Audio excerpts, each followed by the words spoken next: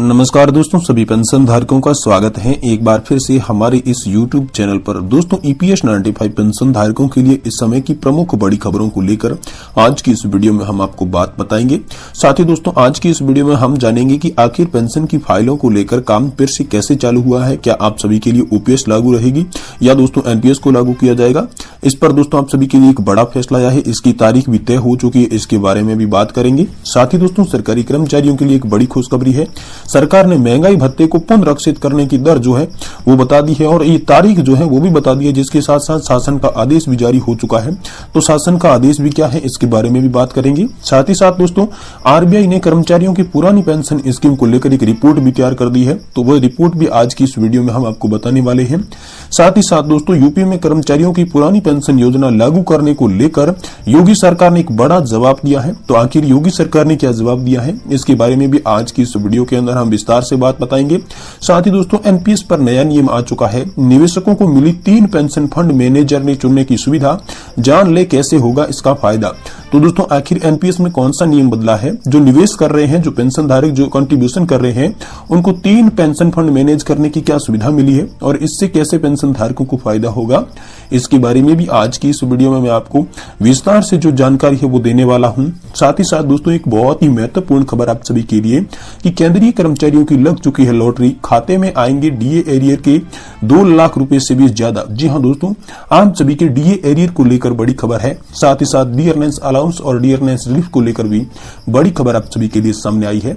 तो इन सारी खबरों को एक एक करके विस्तार से इस वीडियो के अंदर बताने वाले हैं। इसलिए दोस्तों, आपसे निवेदन है कि आप इस वीडियो को पूरा देखें। साथ ही इससे पहले अगर आप चैनल पर पहली बार विजिट कर रहे हैं तो दोस्तों आप चैनल को सब्सक्राइब कर लें और वीडियो को लाइक करें। तो चलिए खबरों का सिलसिला शुरू करते हैं और आपको सबसे पहले बड़ी खबर की ओर ले चलते हैं। देखिए दोस्तों, यहाँ पर आप सभी के लिए पेंशन की फाइलों पर काम फिर से हुआ चालू। OPS या NPS इस तारीख तक आ सकता है फैसला। जी हाँ दोस्तों, केंद्र सरकार ने पुरानी पेंशन लागू करने की मांग कर रही है। यहाँ पर जो कर्मचारी है वो पुरानी पेंशन के लिए मांग कर रहे हैं।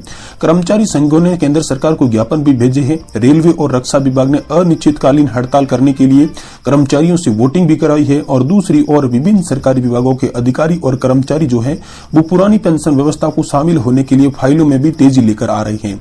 अब दोस्तों, केंद्रीय मंत्रालय और विभाग में सिर्फ 8 दिन बचे हुए हैं और इसे अवधि में ही दोस्तों ये जो आवश्यक प्रक्रिया है वो पूरी करनी होगी। साथ ही दोस्तों, NPS से OPS में शामिल किए गए कर्मचारियों की सूची भी यहाँ पर सरकार को तैयार करनी होगी। साथ ही दोस्तों, ये जो विज्ञापन है ये दोस्तों ज्ञापन पेंशन और पेंशन भोगी विभाग, भारत सरकार के कार्मिक और लोक सेवा शिकायत तथा पेंशन मंत्रालय के अधीन में आता है। दोस्तों, सूत्रों से मिली जानकारी के अनुसार सभी कार्यालय प्रमुखों को मौखिक तौर से ये बता दिया जा चुका है। नियमों के अनुसार जो भी कर्मचारी या फिर अधिकारी पुरानी पेंशन लाभ के हकदार है, उनकी फाइल दोस्तों 10 तारीख से पहले पूरी करनी होगी और ये अंतिम आदेश उनके लिए जारी हो चुका है। यहाँ पर जो 10 नवंबर को यहाँ पर रेलवे बोर्ड के GCM प्रमुख वित्त सचिव सलाहकार जो थे, उन्होंने यहाँ पर इस बारे में पहले भी अवगत करवा दिया था। और साथ ही भारतीय रेलवे के 11 लाख से अधिक कर्मचारी है।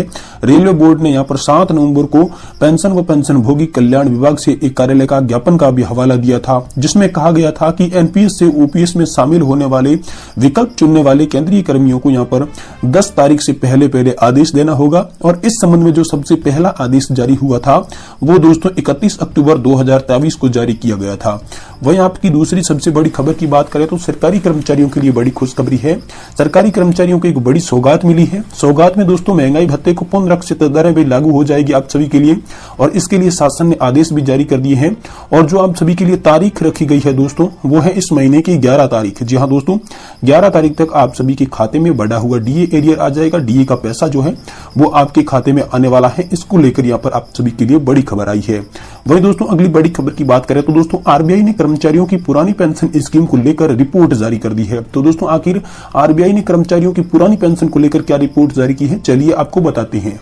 देखिए दोस्तों, RBI के चीफ ने यहाँ पर बताया कि जिस तरीके से राज्यों में पुरानी पेंशन योजना का ट्रेंड चला है, अगर इसी तरीके से राज्यों में आने वाले समय में भी अगर पुरानी पेंशन योजना लागू कर दी जाएगी, पुरानी पेंशन योजना लागू रहेगी, तो एक दिन ऐसा आएगा जहां पर हमारे पड़ोसी देश जो आप देख सकते हैं, उसी तरीके से यहाँ पर जिन राज्यों में OPS लागू है वहां पर दिवालियापन देखने को मिल सकता है। इसीलिए यहाँ पर कहा गया है कि पुरानी पेंशन से बचें और सरकार जो है वो किसी बीच का रास्ता चुने, आप OPS और NPS के बीच का रास्ता चुने। वहीं साथ ही साथ आप सभी के लिए एक और बड़ी खबर है। यूपी में कर्मचारियों को पुरानी पेंशन योजना लागू करने के लिए योगी सरकार ने दिया बड़ा जवाब। जी हां दोस्तों, कर्मचारी जो पुरानी पेंशन की मांग कर रहे थे, इसी बीच यहां पर योगी सरकार ने एक बड़ा जवाब दिया है। जी हां दोस्तों, यूपी की योगी सरकार ने विधान परिषद में एक बार फिर से कहा कि पुरानी पेंशन योजना लागू किया जाना संभव नहीं है। राज्य सरकार ने पहले अप्रैल 2005 में नेशनल पेंशन स्कीम लागू की थी, जो कि सरकारी संस्थानों में लागू है। दरअसल शिक्षक दल के नेता ध्रुव कुमार त्रिपाठी के कार्य स्थगित के तहत पुरानी पेंशन का मुद्दा यहां पर उठाया गया था। उन्होंने कहा कि देश भर में शिक्षित और कर्मचारी पुरानी पेंशन योजना की मांग कर रहे हैं। प्रदेश में जो भी पुरानी पेंशन योजना से वंचित शिक्षक और कर्मचारियों द्वारा पुरानी पेंशन योजना की मांगों के समर्थन में लगातार यहां पर धरना प्रदर्शन व अन्य आंदोलन किए जा रहे हैं, लेकिन सरकार संवेदनशील और उदासीन बनी हुई है। यहां पर उन्होंने कहा कि यह चुनावी मुद्दा बन रहा है। कई राज्य पार्टियां घोषणा पत्र में पुरानी पेंशन का ऐलान भी कर रही है। इस मुद्दे पर सरकारें भी बन रही है। उन्होंने कहा कि यूपी में 2022 में कई सीटें भाजपा नेताओं की एक सीट की वजह से हारी। उन्होंने कहा कि शिक्षकों और कर्मचारियों के साथ साथ उनकी भी मांग है कि पुरानी पेंशन योजना लागू की जाए। वहीं दोस्तों अगली बड़ी खबर की बात करें तो दोस्तों एनपीएस पर नया नियम, निवेशकों को मिलेगी 3 बड़े फंड मैनेज करने की सुविधा। तो कौन कौन सी सुविधा मिलेगी, इसके लिए दोस्तों आप सभी के लिए 3 ऑप्शन दिए गए हैं, जिसमें दोस्तों पॉपुलर रिटायरमेंट स्कीम यानी कि जो एनपीएस है उनके निवेशकों के लिए बहुत ही अच्छी खबर है। अब दोस्तों एनपीएस सब्सक्राइबर के लिए एक नया सर्कुलर जारी किया गया है, जिसमें कहा गया है कि अब जो निवेशक है, जो भी कंट्रीब्यूशन देता है, वो दोस्तों अलग अलग असेस्ट क्लास के लिए 3 पेंशन फंड में यहां तक जो है वो विकल्प चुन सकते हैं कि अलग अलग उनके लिए 3 पेंशन फंड कौन कौन से, कहां पर वो अपना पैसा लगाना चाहता है। इसके लिए वो 3 पेंशन फंड के अलग अलग ऑप्शन जो है, विकल्प जो है वो चुन सकता है। वही दोस्तों अगली बड़ी खबर की बात करें तो दोस्तों आप सभी के लिए एक बड़ी खबर है। केंद्रीय कर्मचारियों की यहां पर लॉटरी लग चुकी है। खाते में आएंगे दोस्तों डीए एरियर के 2 लाख रुपए से भी ज्यादा। जी हां दोस्तों, तो कैसे आपके खाते में 2 लाख रुपए से भी ज्यादा आएंगे, चलिए आपको विस्तार से जानकारी देते हैं। देखिए दोस्तों, अगर आप या फिर आपके घर में कोई भी केंद्रीय कर्मचारी और पेंशनधारी है तो दोस्तों आप सभी की अब बल्ले बल्ले होने जा रही है, क्योंकि केंद्र सरकार एक साथ 2 बड़े बड़े तोहफे देने जा रही है। केंद्र सरकार फटाफट से जल्द जो अटका पड़ा डीए एरियर है उसके साथ साथ जो फिटमेंट फैक्ट में बढ़ोतरी करनी चाह रही है, वो हर किसी का दिल जीतने के लिए काफी है। सरकार यहाँ पर 2 ऐलान कर रही है, एक तो जो आपका डीए रुका हुआ है, डीए एरियर रुका हुआ है वो देगी, दूसरा फिटमेंट फैक्ट में बढ़ोतरी करेगी। इसका दोस्तों जो फायदा है वो कर्मचारियों को मिलने जा रहा है, उनके लिए बड़ी सौगात है। यहाँ पर जो कुछ ही दिन पहले कर्मचारियों और पेंशन भोगियों के लिए 4% डीए में बढ़ोतरी भी की गई थी, जिसके बाद कर्मचारियों ने काफी सारी रौनक भी दिखी थी। और दूसरी ओर जो है दोस्तों डीए एरियर और फिटमेंट फैक्ट में इजाफे का ऐलान अभी तक आधिकारिक तौर पर तो नहीं किया गया है, लेकिन मीडिया की खबरों में ये जनवरी से पहले दावा किया जा रहा है कि ये लागू हो जाएगा। वहीं साथ ही साथ एक बड़ी खबर यह है कि खाते में जल्द आएगा अटका पड़ा डीए एरियर का पैसा।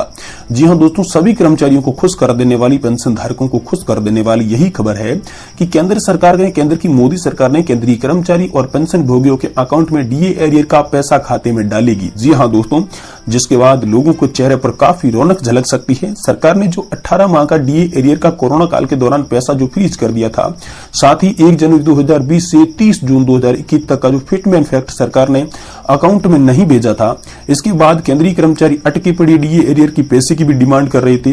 तो दोस्तों अब उच्च स्तरीय श्रेणी के कर्मचारियों के अकाउंट में करीब 2,18,000 रुपए तक की राशि आप सभी के खाते में आने वाली है। यह सरकार ने बड़ा ऐलान किया है। दोस्तों सरकार का आम चुनाव से पहले ये बड़ा ऐलान बहुत ही अच्छा साबित हो सकता है, जो कि हर किसी का दिल जीतने के लिए काफी है।